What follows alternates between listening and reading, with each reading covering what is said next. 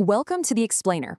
Today, we're decoding a fundamental choice that powers pretty much everything from your bank to Bitcoin: centralized versus decentralized systems.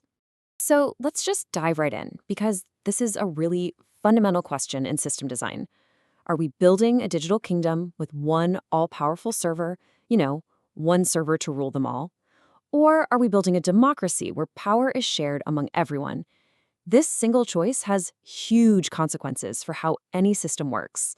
So here's how we're going to break it down. First, we'll look at the classic system architecture, the one you interact with every single day.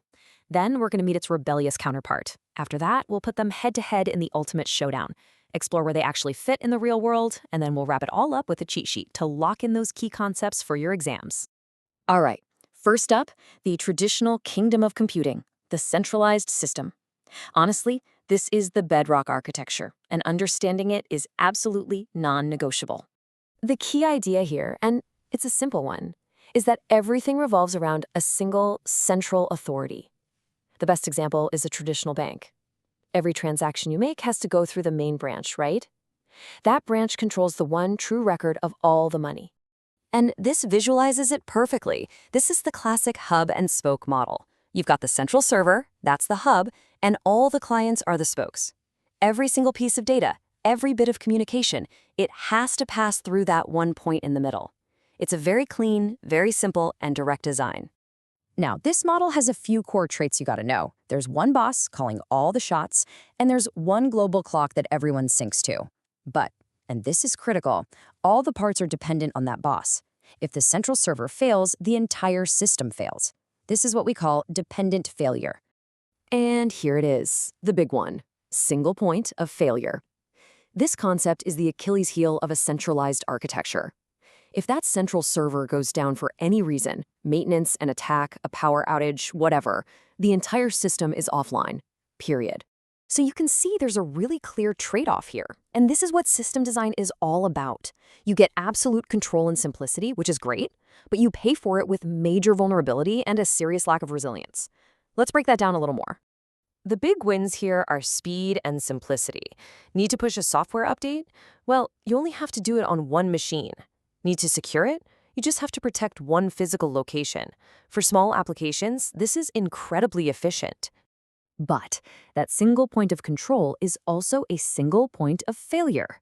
When traffic suddenly spikes, you get a bottleneck. It's a prime target for attacks, and there's no such thing as graceful degradation. It doesn't just slow down, it just breaks. The lights are either on or they're completely off.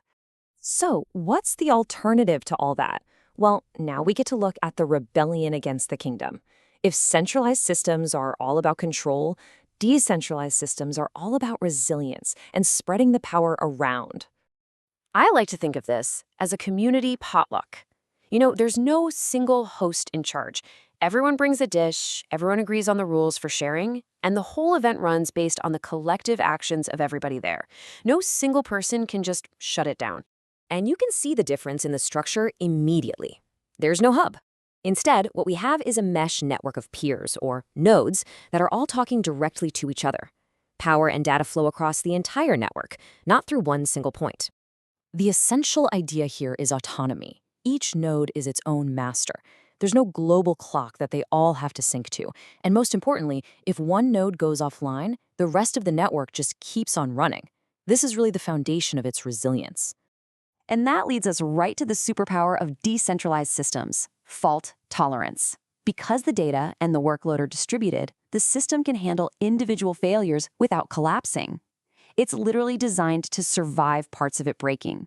So the trade-off shifts here. We gain this incredible resilience and availability, but we lose the simplicity of having a central command. Now, the big challenges become coordination between all these independent nodes. And, of course, defending against a whole new set of security risks. So what you get is an incredibly robust system. Since there's no single point of failure, it's much, much harder to attack. And what if you need more capacity? Simple. You just add more nodes to the network. It's built to grow, and it's built to last. However, managing this leaderless network is complex. Getting all the nodes to agree on the state of the system, that's a process called achieving consensus, is a huge challenge. And it opens the door to unique security threats, like a Sybil attack, where one person creates thousands of fake identities to gain influence, or a 51% attack, where if one entity controls a majority of the network's power, they can corrupt it from the inside. All right, we've met the contenders. Now for the main event. Let's put them head to head and really nail down the key differences you need to know. Okay, this slide right here, this is your screenshot moment. This is the core comparison you need to burn into your brain. Centralized offers you speed and control, but at the cost of fault tolerance. Decentralized gives you fault tolerance and transparency, but it's slower and way harder to coordinate. You have to know these trade-offs. Let's think about resilience for a sec. One system is brittle, kind of like a pane of glass. It's strong until it suddenly shatters completely. The other is resilient, more like a rope bridge. It might sway and lose a plank here or there, but it stays up. One breaks, the other one bends. Okay, so which one is better? That's the classic trick question, right? The real answer is, it depends entirely on the job you need to get done. And this shows exactly why both of these architectures are still so relevant. For tasks where you need speed and total control, like say developing an app on your personal computer, centralized is the obvious choice. But for systems that need to function between people who don't necessarily trust each other, which is the entire premise of cryptocurrency, you absolutely need decentralization. All right, let's wrap this up with a final cheat sheet. This is a rapid-fire review of the most important takeaways to make sure you get those full marks. If you remember nothing else, remember these 5 points. They are the heart of this topic. Centralized means client/server, a global clock, and that dreaded single point of failure. Decentralized is all about peer-to-peer, no global clock, and being fault-tolerant. For centralized, the pros are speed and easy updates. The cons are bottlenecks and DOS risk. For decentralized, the big wins are high availability and resilience, but the downsides are coordination issues and those Sybil or 51% attacks. At the end of the day, the core trade-off is always control versus resilience. So there you have it, the two fundamental models for system architecture. The final question isn't really which one is better, but what trade-offs are we willing to make as we build the future? And believe me, this debate isn't theoretical. It's happening right now in every new app and platform you use.